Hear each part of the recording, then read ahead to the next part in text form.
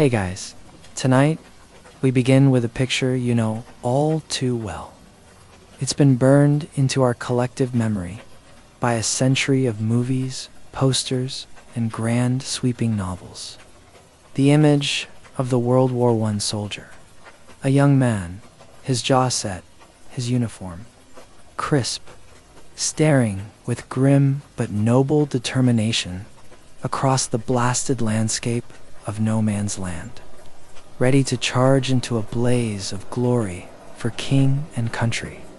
That image is a lie. It's a carefully constructed piece of fiction, designed to make an unbearable reality palatable. The truth is, the trench was not a place of heroes. It was a human meat grinder operating on an industrial scale. It was a place where your biggest enemy wasn't always the man in the opposite trench, but the water in your boots, the rats in your dugout, the lice in your clothes, and the slow grinding erosion of your own sanity. You wouldn't be a hero. You'd be cold, you'd be filthy, you'd be terrified, and more than anything else, you would be bored. And that boredom, that crushing, endless, soul-destroying monotony, would be punctuated by moments of horror so absolute they defy language. So before you get comfortable, take a moment to like the video and subscribe, but only if you genuinely enjoy what I do here. And let me know in the comments where you're tuning in from and what time it is for you.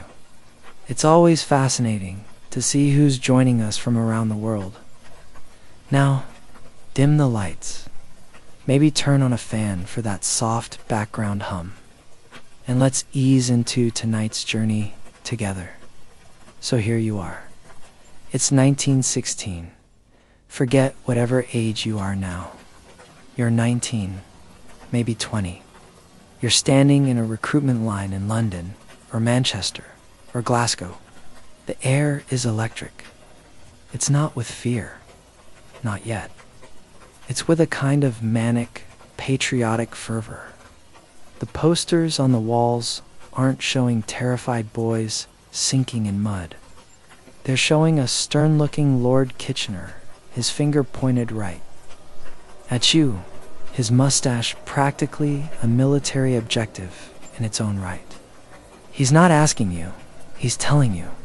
Your country needs you, and you believe him. Of course you do.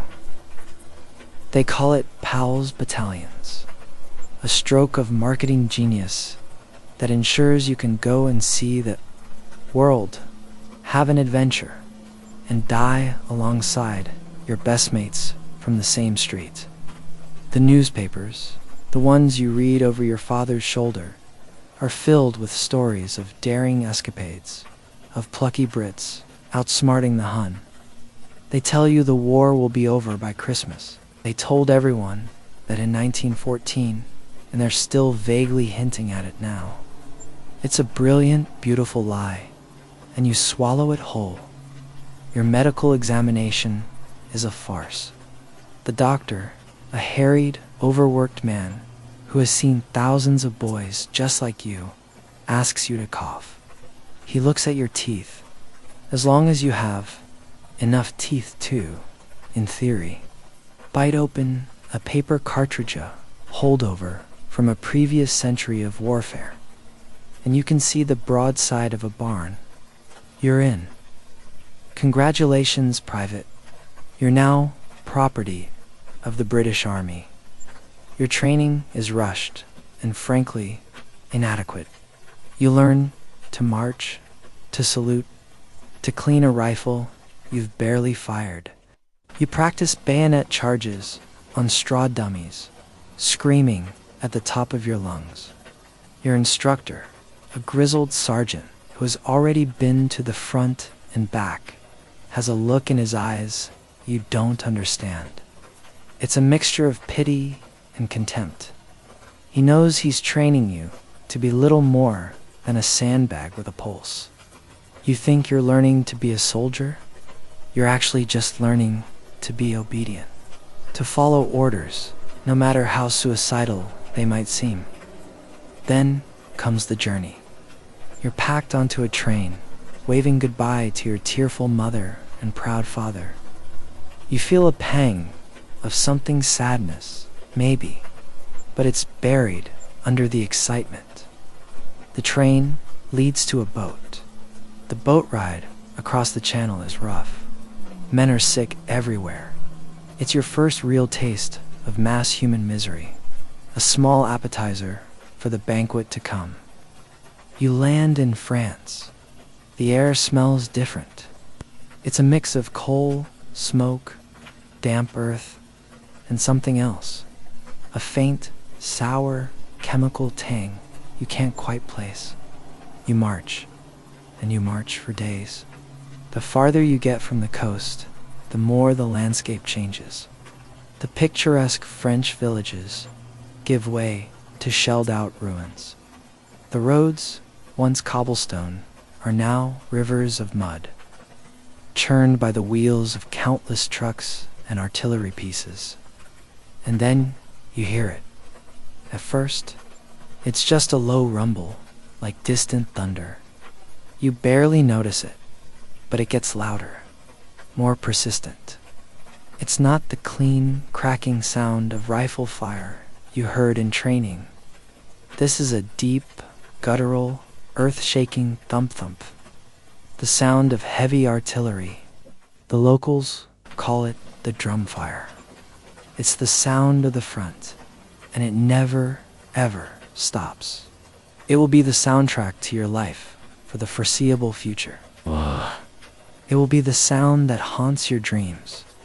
If you're ever lucky enough to sleep deeply again, your new uniform, the one you were so proud of, is already filthy. The wool is heavy and itchy, and now it's soaked with a mixture of sweat and rain. Your boots, standard issue leather, feel like lead weights. The pack on your back, containing your greatcoat, spare socks, rations, ammunition, and a few personal items, weighs over 60 pounds. It's a crushing weight, a constant reminder of your new status as a beast of burden. As you get closer, the smell gets worse.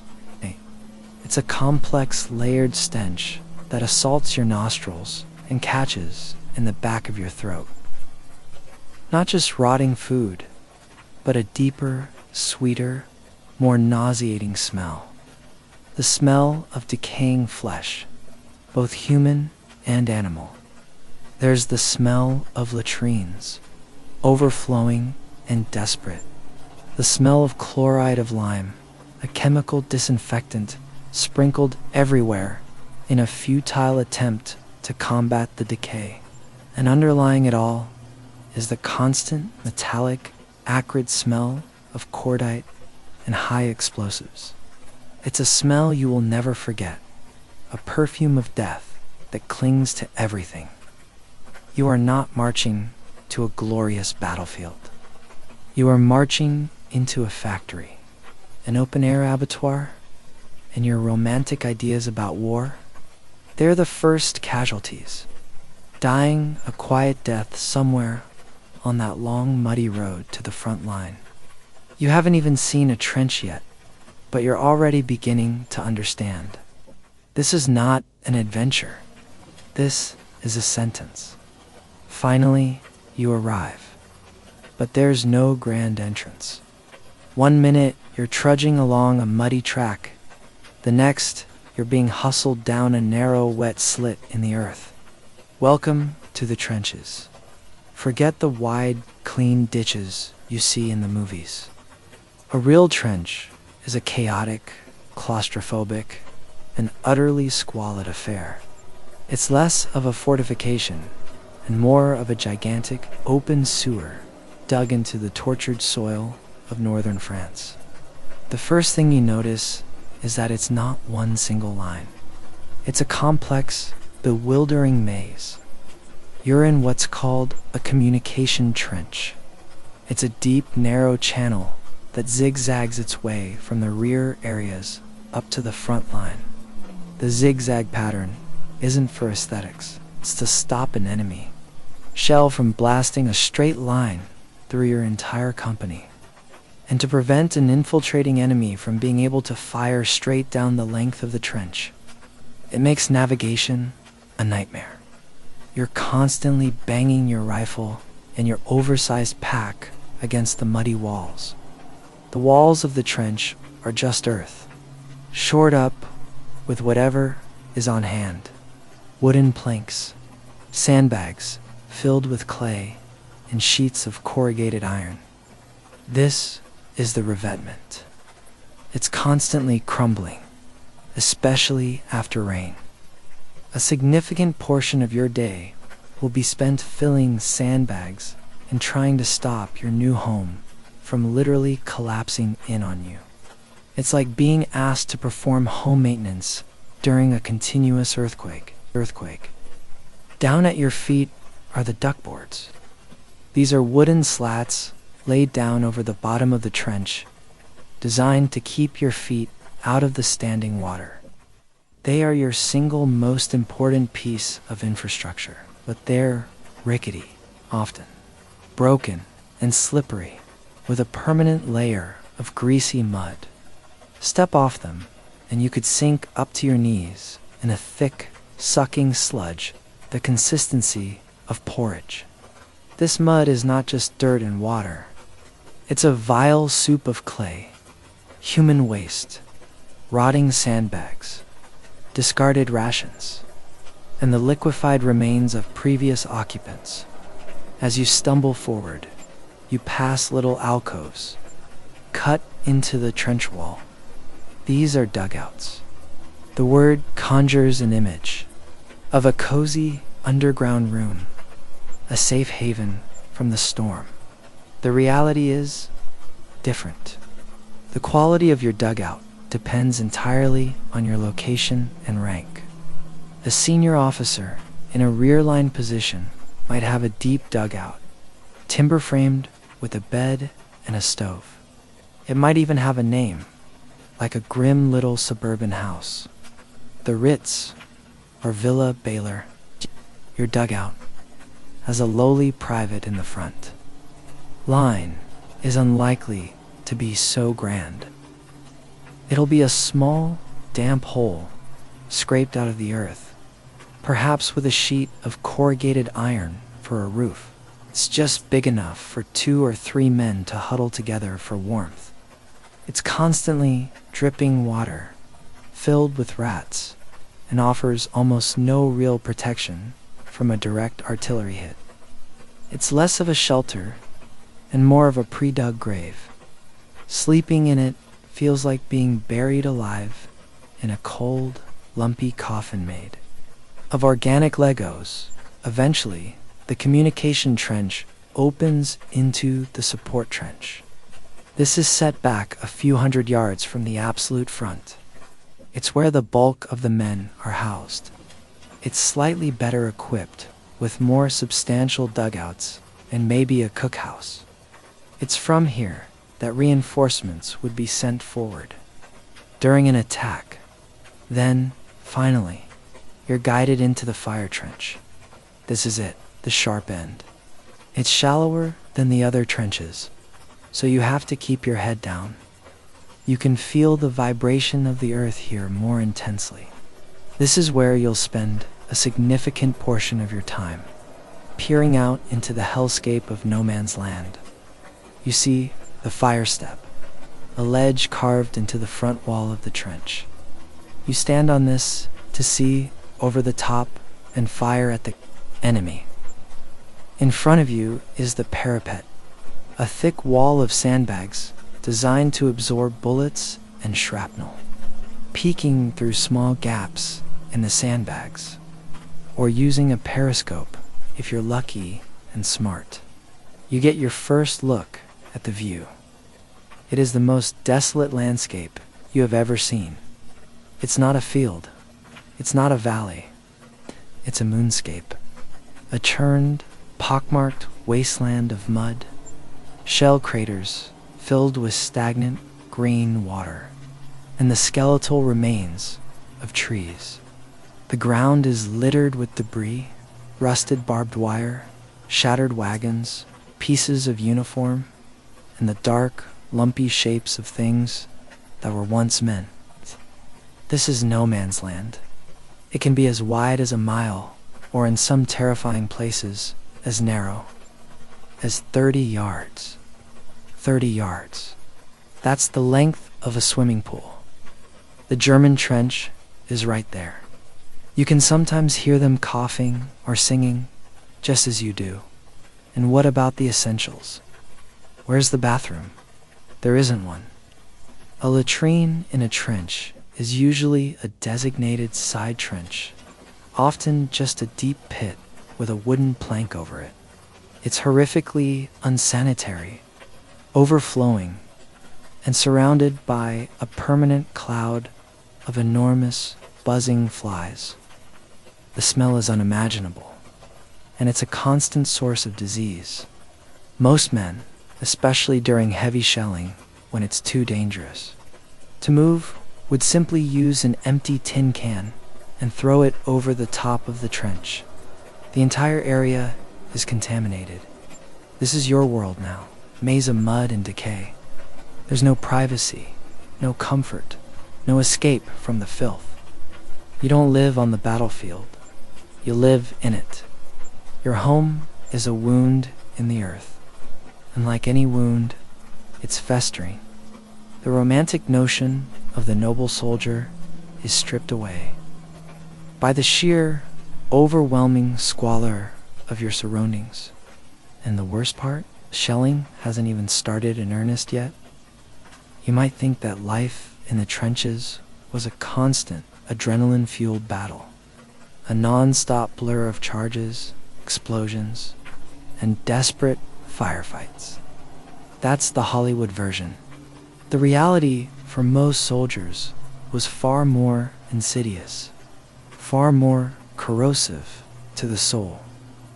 The reality was a routine, a brutally monotonous, soul-crushing routine that repeated day after day, week after week. Boredom was a far more common companion than a bayonet.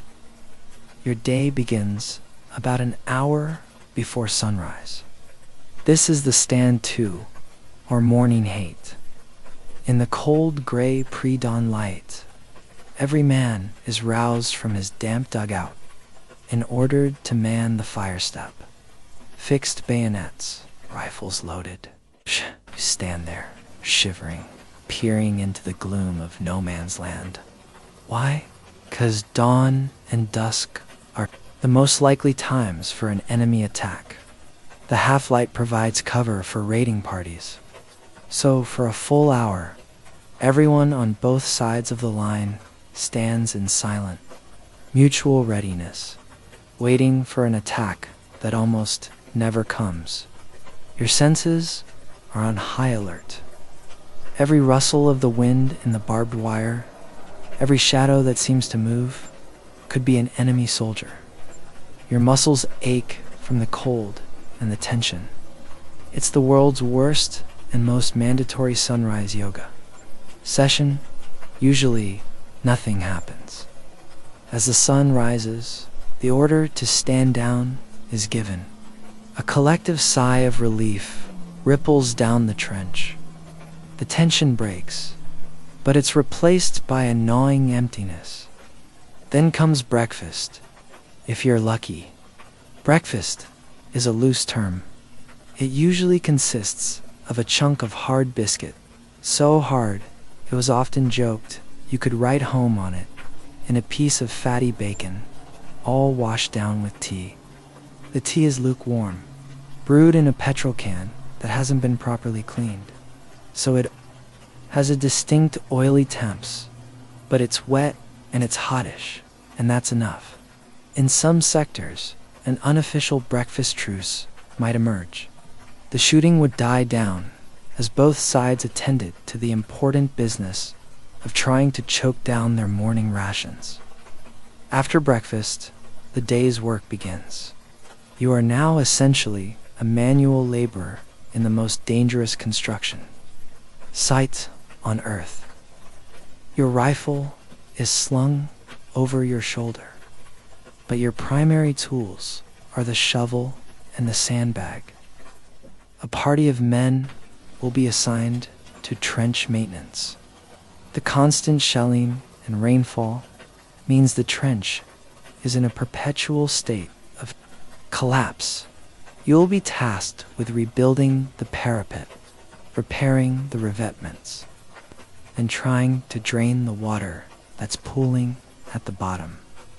It's a thankless Sisyphean task. You spend hours fixing a section of trench wall, only to have a single shell burst nearby and undo all your work in a split second. Another group will be on sentry duty. In 2-hour shifts, you'll be tasked with watching no man's land, if you're lucky. You have a periscope, a simple device of mirrors in a tube that lets you look over the top without exposing your head. Getting your head blown off by an enemy sniper is the #1 cause of death for the unwary. The rule is simple. Never ever stick your head over the top of the parapet in the same place twice. Snipers are patient. They'll wait for you to do it again, so you watch, and you watch, and you watch. You're looking for any sign of enemy activity, a new sap being dug, a wiring party out at night, a sniper's plate glinting in the sun. Mostly, you see nothing. Just the same desolate landscape of mud and wire. The boredom is intense, but a single moment of inattention could be your last. The rest of the men have other chores: refilling sandbags, cleaning the latrines, taking messages back to the support lines, and, most importantly, cleaning your rifle. Your rifle is your only real friend here. The mud and damp are its mortal enemies. If it jams, you're dead. So you spend an inordinate amount of time meticulously cleaning every part, stripping it down and oiling it, trying to keep the mechanism free from the filth that permeates everything. The day is punctuated by the constant, random noise of war. A sudden burst of machine gun fire from the German lines, spraying bullets indiscriminately over your position. The sharp crack of a sniper's rifle, and always the low rumble of the artillery, occasionally rising to a terrifying crescendo. As a shell screams overhead, you learn to live with it. It becomes background noise. You even learn to distinguish the different sounds. The high-pitched whistle of a whiz-bang shell, which gives you no time to react, is very different from the lumbering freight train roar of a heavy howitzer shell, which gives you a few precious seconds to dive for cover. Night brings no relief. In fact, it's often more terrifying and busier than the day. The cover of darkness is when the real work gets done. Ration parties, carrying food and water up the communication trenches, stumble and curse in the dark. Engineering parties go out into no man's land to repair the barbed wire defenses or dig new listening posts. And you might be sent on a night patrol. This is perhaps the most nerve-wracking experience imaginable. You and a handful of other men, your faces blackened with cork, crawl on your bellies through the mud and wire of no man's land. Your job is to gather intelligence, or perhaps to snatch an enemy prisoner. Every sound is magnified 100 times. A flare goes up, fired from the enemy trench, and you have to freeze instantly, pressing yourself into the mud, praying you look like just another lump of earth. The landscape, ugly by day, becomes a terrifying maze of shadows and obstacles by night. You have to navigate by memory, avoiding shell holes where you could drown and trip wires that could set off an alarm. Most patrols end with nothing to report. The men crawling back into their own trench, soaked in mud and cold sweat, their nerves completely shredded. This is your life, a cycle of tense waiting, exhausting labor, and moments of sheer terror. It's a routine designed to break you down, not just physically, but mentally. The lack of sleep, the poor food, the constant damp, and the ever-present threat of a meaningless, random death all conspire to turn a thinking man into an automaton. And it's this grinding routine, this endless, featureless expanse of misery. That was the true horror of the trenches. It wasn't about winning a battle. It was about surviving the shift. And things were about to get much, much worse. You think the enemy is the German soldier in the trench across the way, and you're not? Wrong. But you have other enemies, far more numerous, far more intimate, who are already inside your defenses. They live in your clothes, they share your food, and they breed in the very fabric of your wretched existence. Let's start with the most personal of your new companions. The Laos soldiers didn't call them lice. They called them chats, or blue bottles, or arithmetic bugs, because they added to your troubles, subtracted from your pleasure, divided your attention, and multiplied like hell. You are infested. Everyone is. It's not a matter of personal hygiene. The conditions make it unavoidable.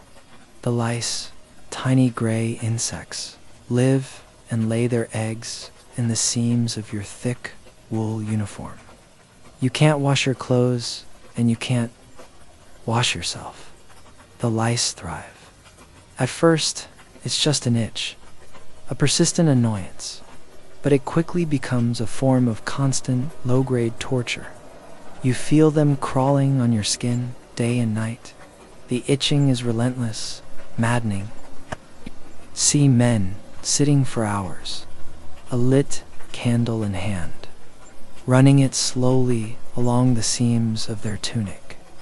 You'll hear a satisfying little pop as the heat kills the louse and its eggs. They call this chatting. It's a moment of grim satisfaction, but it's a losing battle. For every one you kill, 100 more are waiting. The lice aren't just an annoyance. They are vectors of disease, specifically trench fever. It's a nasty, flu-like illness transmitted by louse bites. It starts with a sudden headache, followed by severe muscle pain, especially in the shins, and a high fever that comes and goes. It won't kill you, usually, but it will incapacitate you for weeks, sending you to an overcrowded and equally unpleasant field hospital before you're eventually sent back to the line, back to the lice that caused it. It's a miserable, recurring nightmare, a subscription to sickness you never signed up for. Next up in our gallery of horrors, the rats. These are not the timid field mice you might know from home. The rats of the trenches are a different breed entirely. They are enormous, gorged on a rich and plentiful diet of discarded human food and human remains. They can grow to the size of a small cat. They are bold and utterly fearless. They are everywhere. They scurry across your face as you try to sleep in your dugout. They steal your rations right out of your pack. You'll wake up to find a rat has gnawed a hole through your webbing to get at a piece of biscuit. Their droppings contaminate everything. The true horror of the rats, though, is their relationship with the dead. No man's land is littered with the bodies of fallen soldiers, men who could not be recovered. The rats feast on them, Soldiers tell stories, their voices low and grim, of seeing rats with bulging bellies moving sluggishly across the battlefield at night. They speak of two types of rats, the common brown rat and the much larger black corpse rat. You will learn to hate them with a primal passion. You'll try to kill them with your bayonet or shoot them, but it's pointless. There are millions of them. They're the true kings of this wasteland. Then there are the flies. In the summer months, the trenches buzz with thick, black clouds of flies. They are drawn by the same things the rats are: the latrines, the food waste, and the dead. They land on your face, in your mouth, on your food. They are a constant buzzing plague. And like the lice, they are masters of spreading disease, particularly dysentery, which causes violent diarrhea and vomiting, weakening you and dehydrating you in an environment where clean water is already a precious commodity. And finally, there is the water, the ever-present, stagnant, filthy water that pools at the bottom of the trench. You stand in it for hours, sometimes for days. This leads to the most famous of all trench afflictions, trench foot. This isn't just like getting your sneakers wet on a rainy day. This is a progressive, horrifying condition. It starts with your feet feeling cold and numb. They swell up sometimes to 2 or 3 times their normal size. The skin becomes waxy and pale, then turns a mottled blue or red. As the tissue begins to die from lack of circulation and constant immersion in the cold water, gangrene can set in.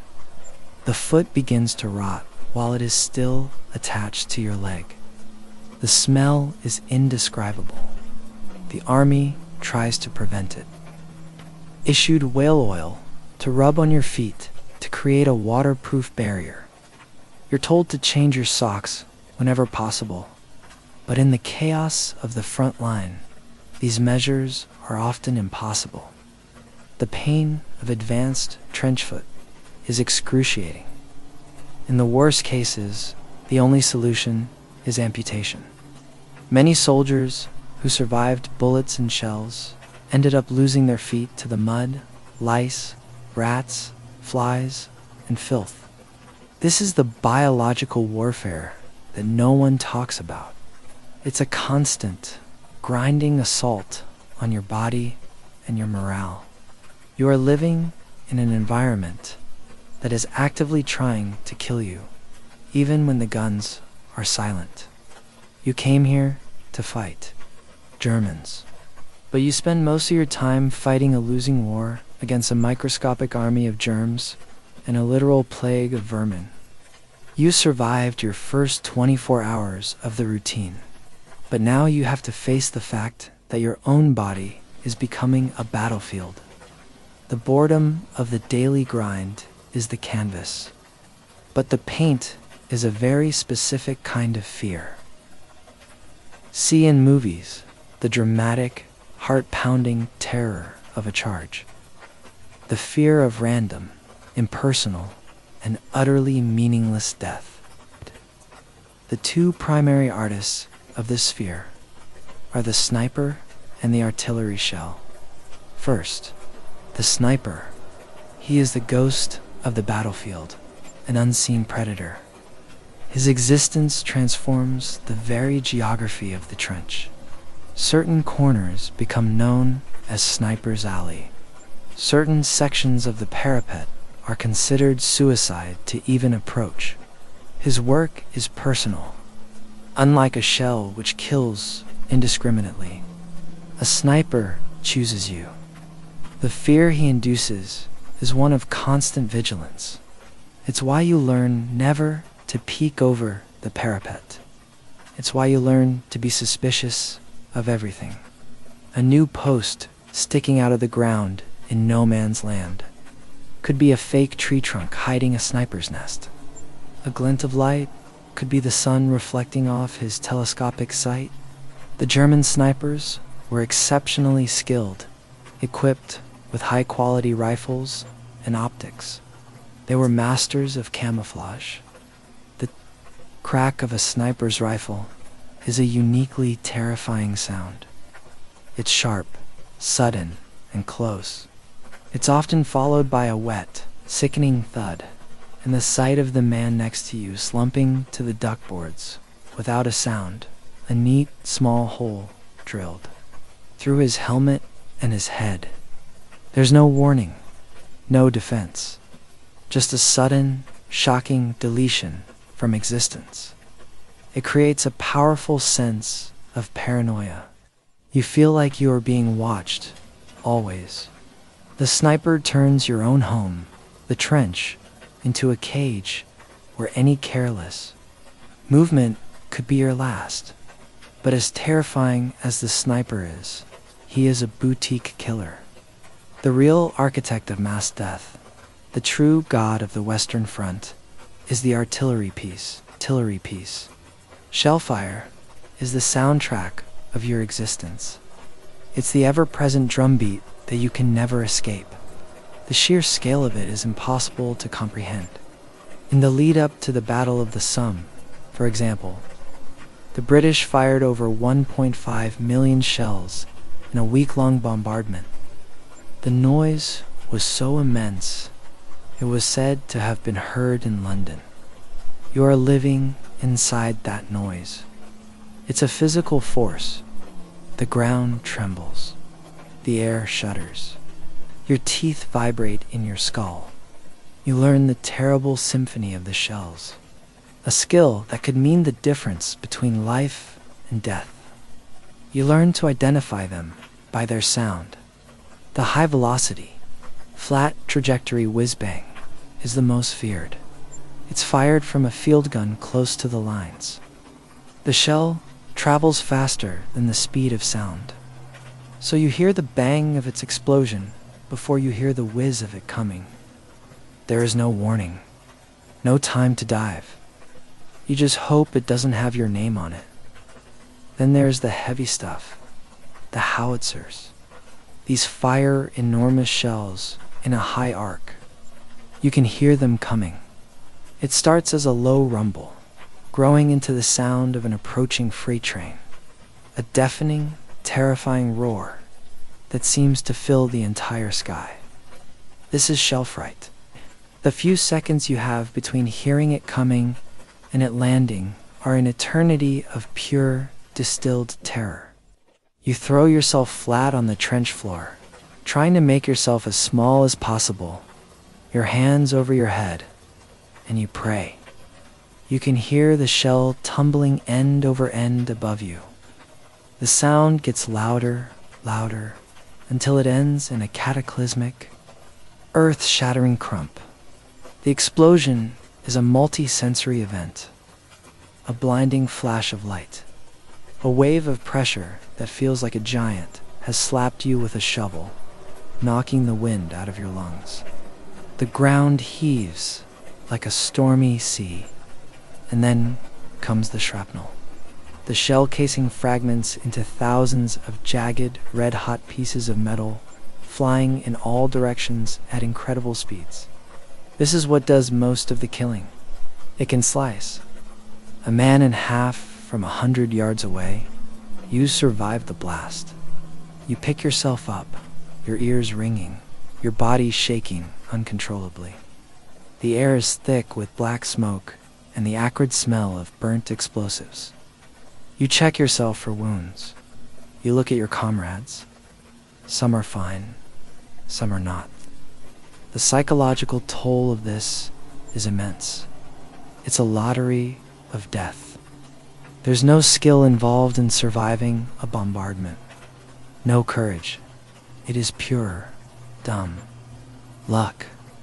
The man next to you is vaporized, and you are untouched. Why him and not you? There is no answer. This continuous, random threat of annihilation leads to a specific kind of mental breakdown. Shell shock. We would now call it post-traumatic. stress disorder, but the term hadn't been invented yet. At the time, it was poorly understood. Doctors and commanders often dismissed it as cowardice or malingering, but it was very real. Men would be reduced to trembling, twitching wrecks. They would stare blankly, unable to speak or respond. They would have uncontrollable tremors, stutters, or tics. Some would be paralyzed. Some would simply wander off in a daze. It was the mind's logical response to an illogical, insane environment. Your brain, unable to process the constant threat and the horror of what you were witnessing, would simply short-circuit. It was a wound, just as real as a piece of shrapnel in the gut, but it was invisible. So you sit in your damp dugout, listening to the world being torn apart outside. You're not fighting. You're not being heroic. You are simply enduring, waiting for the noise to stop, waiting for the moment when you can stand up and see who is left. This is the reality of the front line.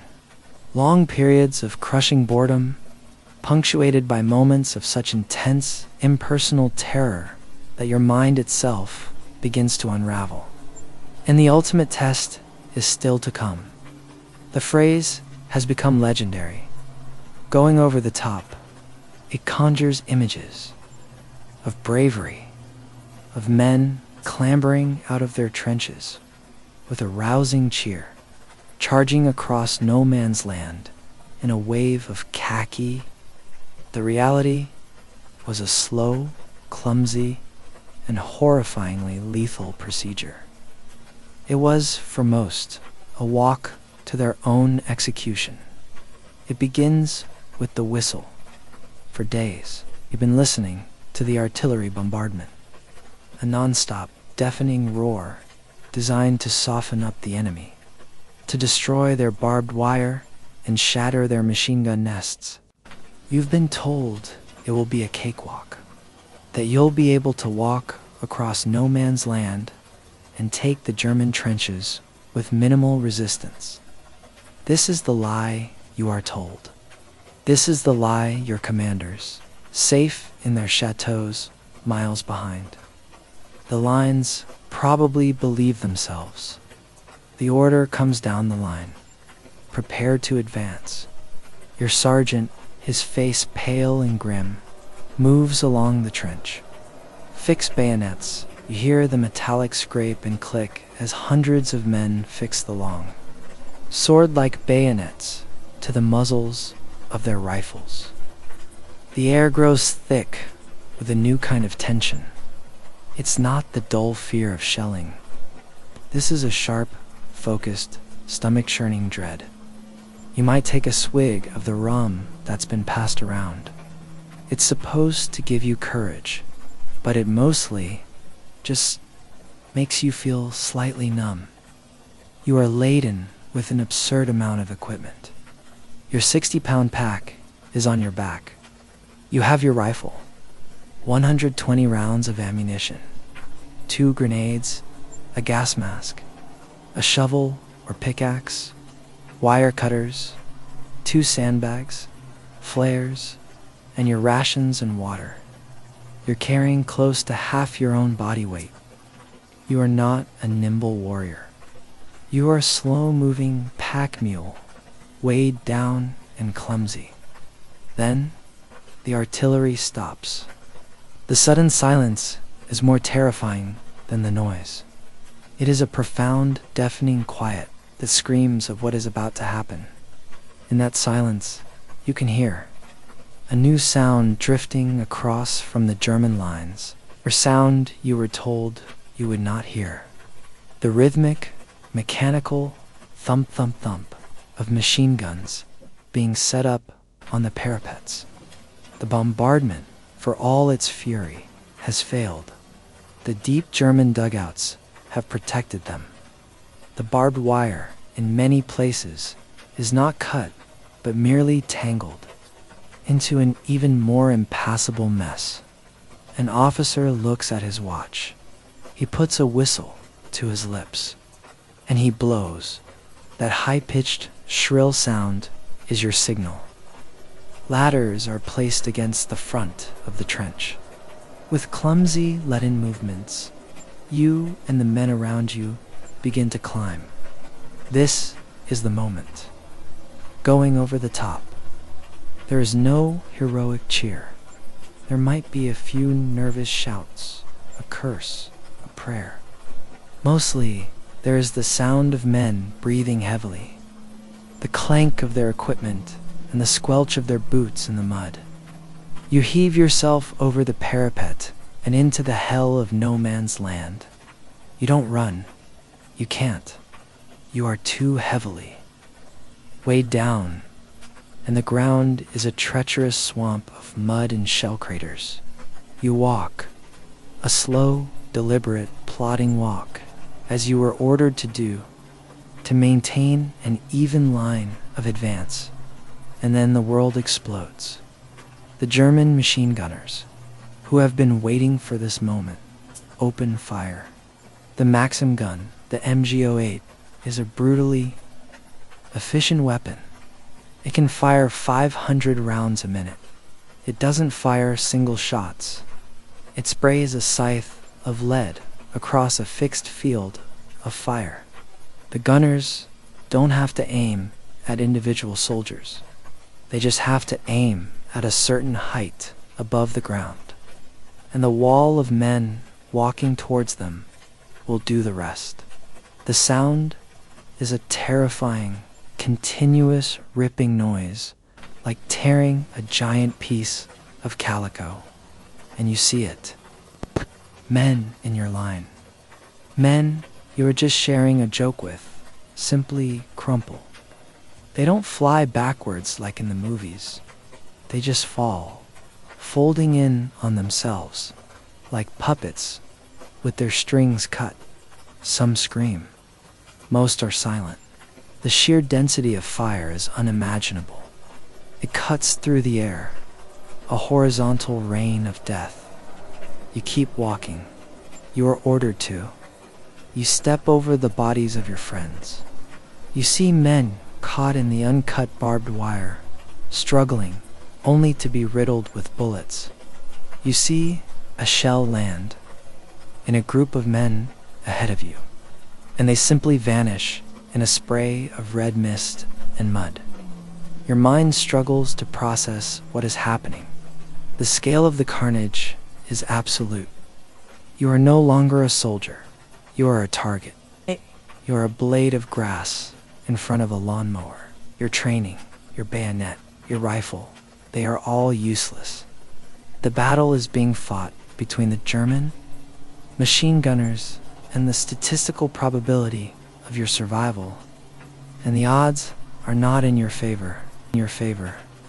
If, by some miracle, you make it across no man's land, you are faced with the German trench. It's a chaotic, terrifying brawl of bayonets, clubbed rifles, and grenades in a confined space. It's brutal, intimate, and utterly savage, but most men never make it that far. On the first day of the Somme, the British Army suffered nearly 60,000 casualties, with almost 20,000 killed. Most of them fell in the first hour. They were cut down in the long, slow walk across that terrible, muddy field. This is the ultimate debunking of the myth of the heroic charge. It wasn't a charge. It was a procession, a sacrifice, a demonstration of the horrifying new reality of industrial warfare, where old tactics of courage and elan were rendered obsolete by the cold, hard mathematics of the machine gun. Surviving it was not a matter of skill. It was a lottery ticket you didn't even know you were holding. Let's say you're one of the lucky ones. You went over the top, and you weren't killed instantly. Instead, you were wounded. what happens now? Your journey into a different kind of hell has just begun. Getting wounded is a messy, chaotic affair. A bullet might punch a clean hole if you're fortunate. More likely, a piece of shrapnel from an exploding shell has torn a ragged, gaping wound in your leg or your gut. The immediate sensation is often not pain, but a strange, dull shock, a feeling of being kicked by a horse. Then the pain floods in. It's hot and overwhelming. Your first challenge is to get out of no man's land. If you can move, you crawl. You drag yourself through the mud past the dead and the dying, trying to get back to the relative safety of your own trench.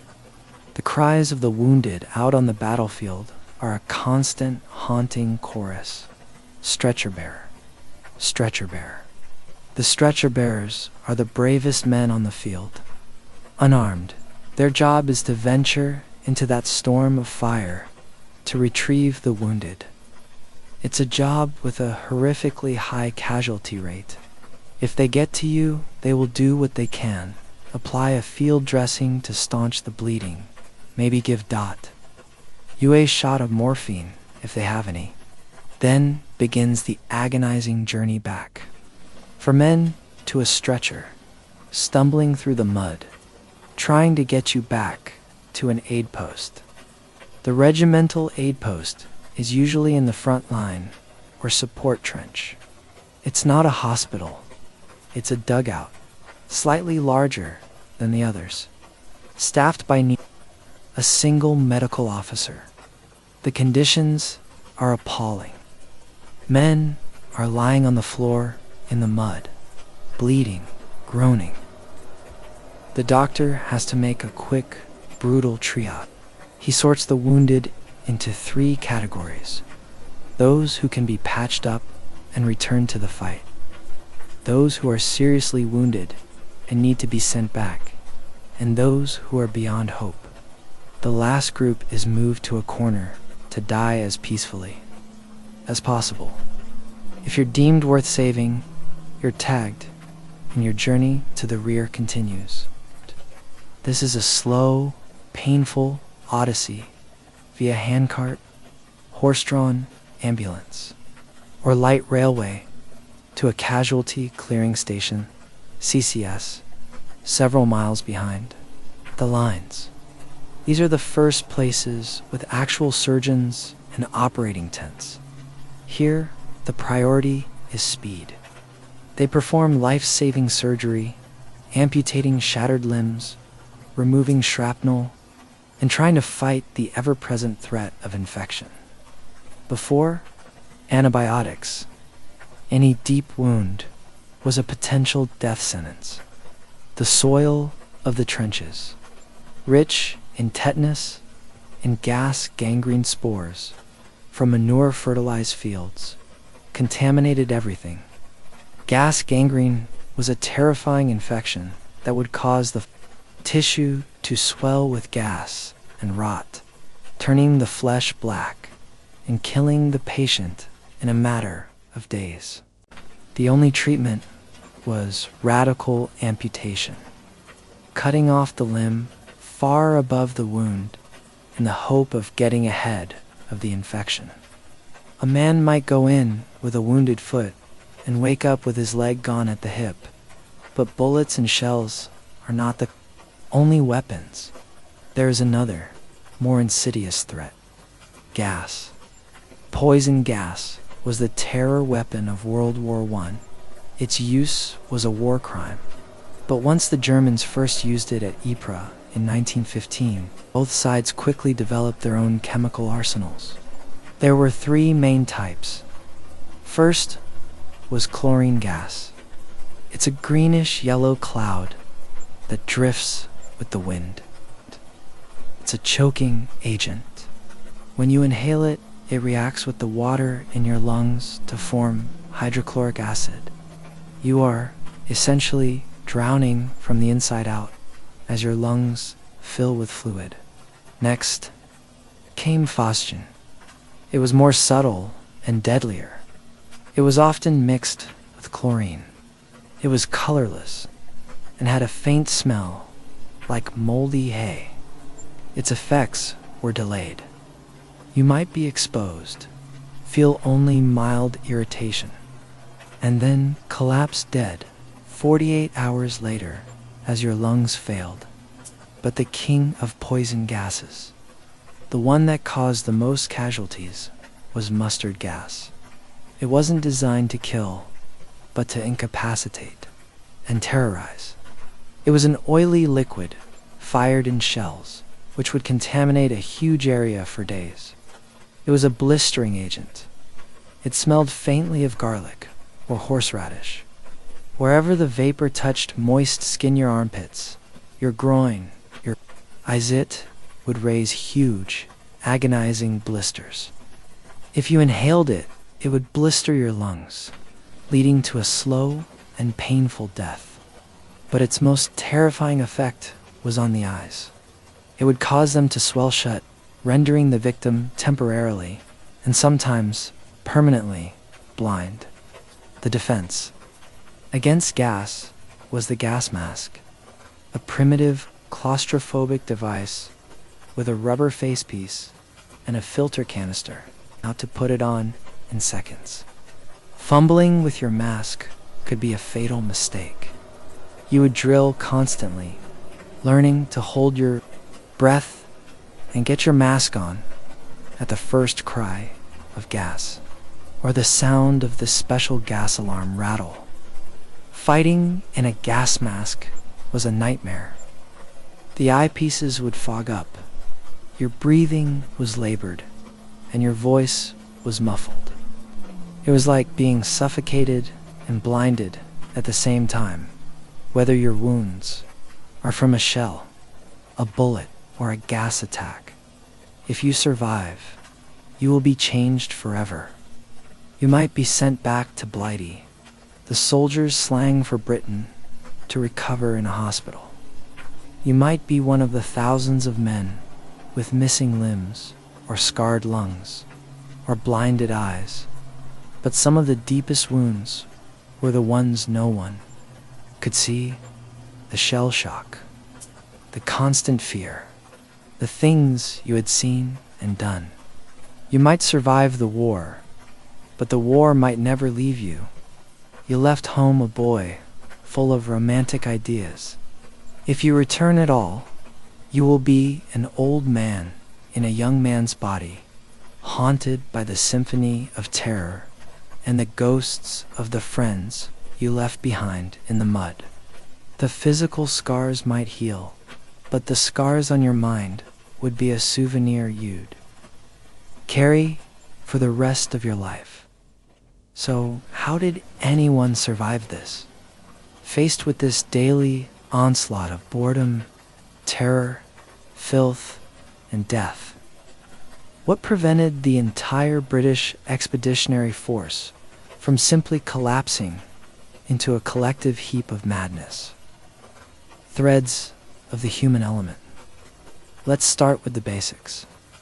The things that provided a glimmer of physical comfort in a world of deprivation. One of the most important was the daily rum ration. Every morning after Stand 2, if conditions permitted, an officer or NCO would come down the trench with a large earthenware jug marked SRD, service rum, diluted. The men would line up with their mugs for their small measure of dark, potent rum. Officially, the SRD stood for Service Rations Depot. But the soldiers had other ideas. Seldom reaches destination, soon runs dry. That small tot of rum was liquid fire and warmth in the cold, damp morning. It was a moment of state-sanctioned relief, a brief pause in the misery that was cherished with an almost religious reverence. Then there was food. Mostly, the food was terrible. The staple was bully beef, canned corned beef, hardtack biscuits, and jam, usually plum and apple, which the men swore was made from factory floor sweepings. It was monotonous and nutritionally poor, but occasionally a parcel from home would get through. This was a moment of pure joy. A tin of better biscuits, a cake that had miraculously survived the journey, some chocolate. These were treasures to be eaten slowly, savored, and sometimes shared with your closest mates. They were a taste of a world that still existed somewhere. Beyond the mud, a world of comfort and love. And that connection to home was the single most important lifeline. Mail call was the most anticipated event of the day. Letters and parcels were the fuel that kept the engine of morale running. Reading a letter from your mother, your sweetheart, or a friend was to be mentally transported out of the trench for a few precious minutes. You would read them over and over again, tucking them into a pocket close to your heart, the paper becoming soft and worn and worn. Writing letters back was just as important. It was a way to affirm your own existence, to tell your story, though heavily censored. You couldn't tell them about the true horror, the rats, the bodies, the mind-numbing fear. The letters were full of forced cheerfulness. I'm doing well. The food is all right. Don't you worry about me. But between the lines, they were a plea to be remembered, a way of holding on to the person you were before you became this creature of the trenches. But perhaps the most powerful survival tool of all was the one the soldiers created themselves: camaraderie and dark humor. You were not alone. You were with your mates, the men who shared your dugout, your rations, and your terror. You developed a bond with these men that was stronger than family. You knew that your life depended on them, and theirs on you. This was the genius of the PALS battalions turned on its head. It was meant to be a recruiting tool, but it became a powerful survival mechanism. You fought for the man next to you. You endured for him, and you laughed. You had to. The humor of the trenches was blacker than the mud you stood in. It was cynical, morbid, and deeply ironic. It was a way of looking the absurdity of your situation straight in the eye and spitting in it. You would give grimly funny names to the most dangerous places. You would make jokes about the terrible food. You would find irony in the propaganda. You were fed. Soldiers developed a whole new slang, a private language of the front line. Blighty for Britain. A cushy wound was one bad enough to get you sent home, but not bad enough to kill or maim you. A shell that didn't explode was a dud. This slang was a way of taming the horror, of cutting it down to size. If you could, give a funny name to the thing that was trying to kill you. You took some of its power away. This humor was a shield. It was a way of staying sane in an insane world. It was a declaration that even here, in this factory of death, ruled by the machine gun and the artillery shell, you were still human. You could still laugh. You could still form bonds. You could still care so you wouldn't last a day in the trenches because of the shelling or the mud or the disease. You'd likely fail because you are a product of a world that values individual, comfort, and safety. The soldier of 1916 survived when he did, because he shed that individuality and became part of a collective. His identity merged with that of his platoon. He found his humanity not in a grand, heroic charge, but in sharing a biscuit with a friend, in laughing at a morbid joke, and in the quiet, stubborn refusal to let the mud and the noise extinguish the small, flickering flame of his spirit. It was a flame that was passed from man to man in the darkness, a tiny beacon of defiance in the face of the industrial storm. And for the hundreds of thousands for whom that flame was extinguished, their story serves as the ultimate grim reminder. War is not glory. It is the end of everything. So yes, the life of a soldier in the Great War was a masterclass in endurance. A battle fought not just against a visible enemy, but against the slow, grinding decay of the world and the self. But this kind of all-consuming struggle, this blurring of the line between living and dying, wasn't unique to the trenches of France. Sometimes, the most brutal battlefields are the ones we carry inside us. A war fought in the silent, shadowy corridors of our own minds, as was the case for the lonely, paranoid spies of the Cold War, who never knew which friendly face was actually the enemy.